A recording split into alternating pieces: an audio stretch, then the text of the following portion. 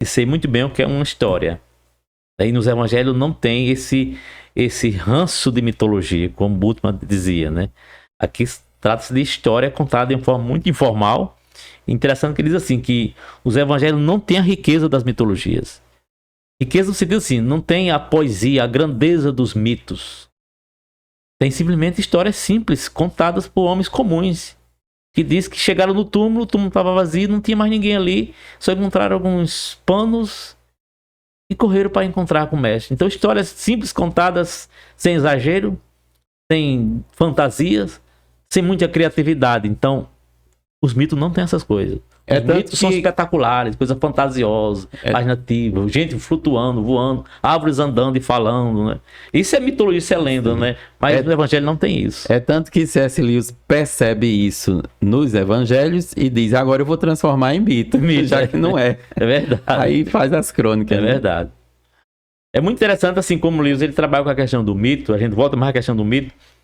Ao mesmo tempo, ele vai dizer que grande parte do Antigo Testamento, grandes autores do Antigo Testamento, também escreveram os mitos, né? Esse é um ponto em que Norman Gales, inclusive, critica ele, né? Considerar, por exemplo, Jó e Jonas como mitos. Aí ele não diz que essas coisas são mitos, não com base na crítica histórica, não com base no liberalismo, mas, segundo ele, com base no estilo literário dos autores. Jonas, segundo ele, Jó, pelo menos até o momento dele, não tinham o estilo literário de uma história, de um fato histórico, mas se parecia muito mais com um mito. Não era como uma forma de negar o sobrenatural, era uma forma de dizer que, da forma como foi escrita, tem um aspecto literário de mitologia, de contos, e não necessariamente de histórias reais. Aí eu lembro que Norman Geisler, quando vai criticar ele, diz... Mas aí ele não coloca Jesus em momento nenhum na mitologia. Não. Mas Jesus, quando falou de Jó, quando falou de Jonas... Ele até acha assim que os personagens... Jesus falou como história, né? Pode ser que tenha existido. Ele não vai negar a existência do personagem, mas vai dizer que as histórias criadas em torno desse personagem eram em grande parte mitos. É como, por exemplo, quando se estuda a questão da origem do homem. Um se pergunta se Lewis acreditava que Adão e Eva existiam de fato. E ele vai dizer que, apesar deles existirem, mas as histórias em torno deles são histórias míticas. Ou seja, não é que a história seja falsa. A história não é literal. Porque para ele o mito, mesmo antigo, na forma como aparece no Antigo Testamento, era uma forma poética e simbólica de contar uma história envolvendo personagens reais, mas que nem sempre os detalhes são tão descritivos e reais. São imaginativos, são poéticos. Então essa é uma forma também importante de identificar o conceito de mito em C.S. Lewis, para não acusá-lo de... Porque ele vai dizer assim que toda a história começa com um mundo mítico para chegar ao mundo real. Então, assim, o mito vai quase desaparecer do Novo Testamento, mas vai existir em grande quantidade no Antigo Testamento, porque ele vai aos poucos sendo substituído pela história. O mito vai desaparecendo aos poucos. Ele vai estar envolvido nas histórias reais, dos personagens reais, mas grande parte do que se conta com esses personagens são histórias míticas, no sentido de que são histórias poéticas, imaginativas, para contar um fato real. Mas com o tempo, com a realidade dos fatos, os mitos vão se materializando e tudo vai se transformando em história. Por isso ele não enquadra os milagres de Cristo, na ressurreição de Jesus, como mitológica, mas como fatos reais e históricos, porque nele tudo se materializa. Agora, quando se pensa na concepção dele, em Jó, em Jonas, em algumas coisas ligadas à época de Davi, não que esses personagens não fossem reais, mas que esses personagens estavam envoltos dentro de uma cultura que vivia em função do mito, da fantasia e do mundo imaginativo. E com o tempo ela vai se transformando em realidade, até chegar Jesus. É a revelação progressiva no conceito de Lewis. Sim. Agora, voltando para essa questão da apologética depois dele, o que é que você acha daquela comparação que William Lane Craig fez entre C.S. Lewis e Dostoiévski? É porque, assim, só contextualizando, ele deixa claro que ele não gosta do que os cristãos fazem com C.S. Lewis, porque, tipo assim, coloca ele alto demais, né? Num patamar alto demais. Acho que os cristãos têm um certo, particularmente os evangélicos, tem um certo fanatismo, né? exagerado por C.S. Lewis. E aí ele diz que é muito mais grandiosa. Não é essa palavra que ele usa lá. Muito mais interessante, muito mais importante, é Dostoiévski. Eu acho assim, que a questão de Dostoiévski, ele com certeza foi um autor de ficção extraordinária. E em certo ponto, e até certo ponto, ele tem uma vantagem sobre C.S. Lewis dentro do estilo literário dele. Do tipo de livro que ele escreveu. Ele vai ter um êxito, uma vantagem. Mas Lewis é mais do que isso. Lewis não é somente um escritor de ficção. Lembrando que Dostoiévski não escreve literatura imaginativa. Exatamente. Ficção. Ficção. Não, ele escreve ficção porque não aconteceu as histórias. Isso.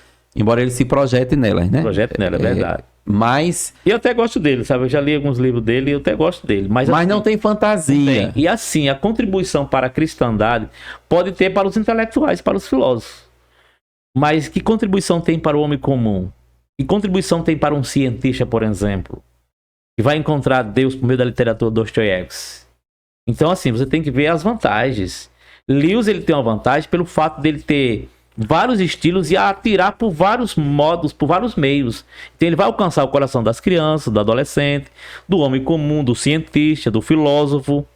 Porque ele tem Dostoiévski consegue alcançar o coração do existencialista. Do existencialista, exatamente. E Lewis não, ele tem uma vantagem maior sobre a plateia, o povo de modo geral, porque vai alcançar vários grupos, vários tipos de pessoas, várias categorias. Coisa que ele mesmo não esperava, né? Lewis não esperava isso. Ele achava que a apologética dele e o nome dele seriam esquecidos 5 anos depois da morte dele. E de fato, até Margaret diz isso, que houve um esfriamento, né?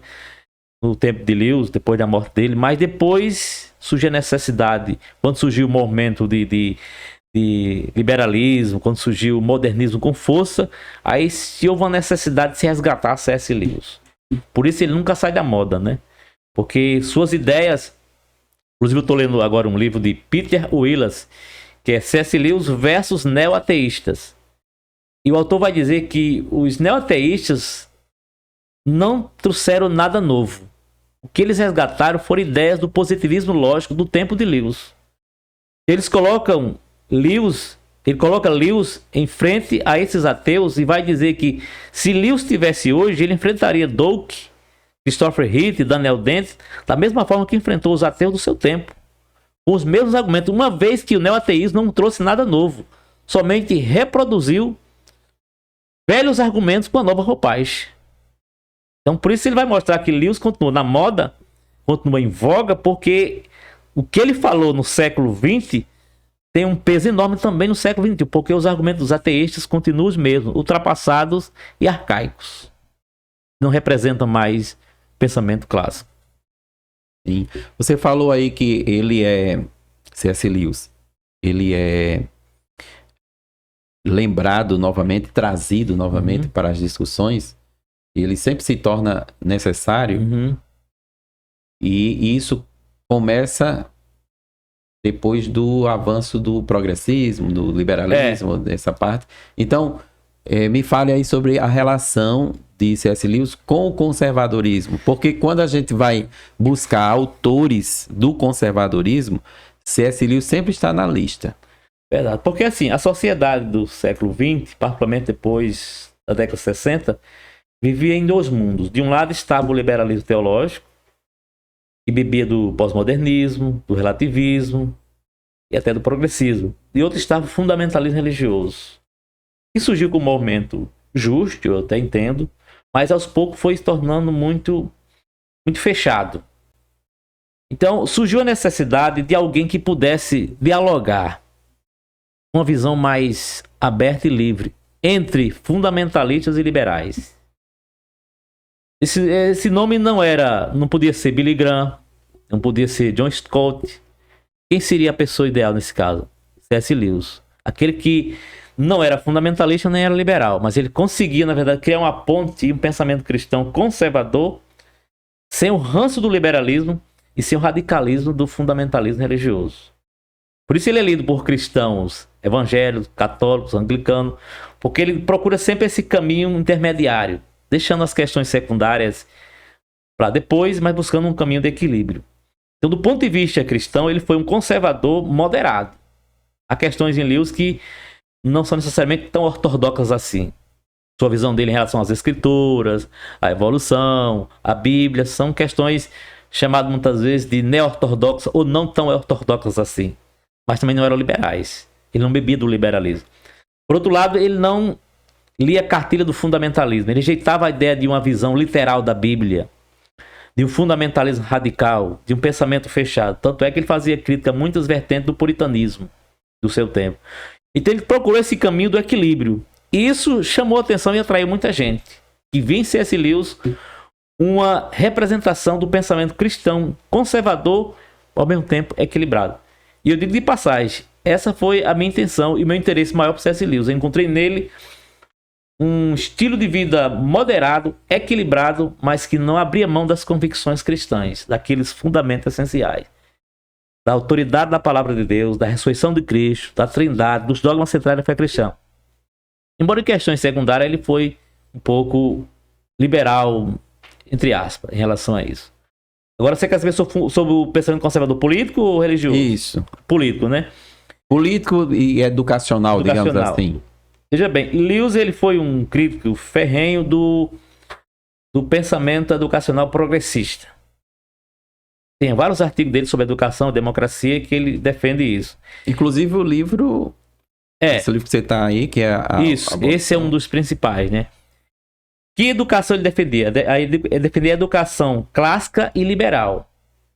Clássica e liberal, no sentido assim de que deveríamos resgatar a educação nos moldes platônico, aristotélico e medieval. Uma educação clássica que não lia a cartilha da política igualitária. Porque para ele, assim, a educação deveria ser seletiva. Nem todo mundo gosta de matemática, por exemplo.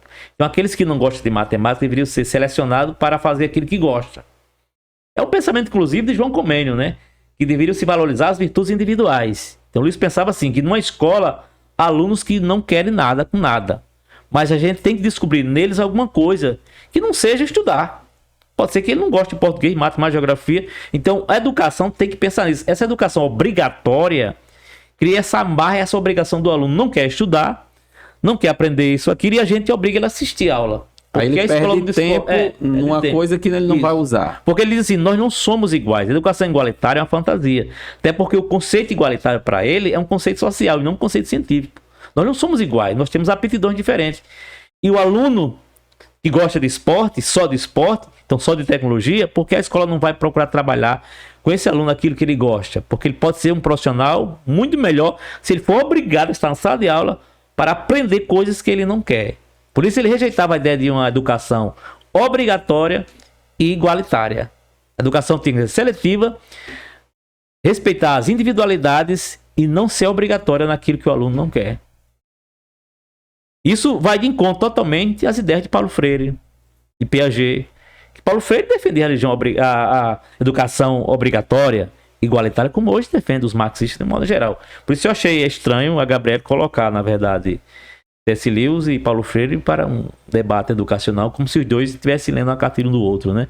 Isso não tem nada a ver uma coisa com a outra. Lewis era totalmente conservador em relação aos conceitos de educação e de democracia. Ele bebia em fontes conservadoras também, e não em pensamento progressista.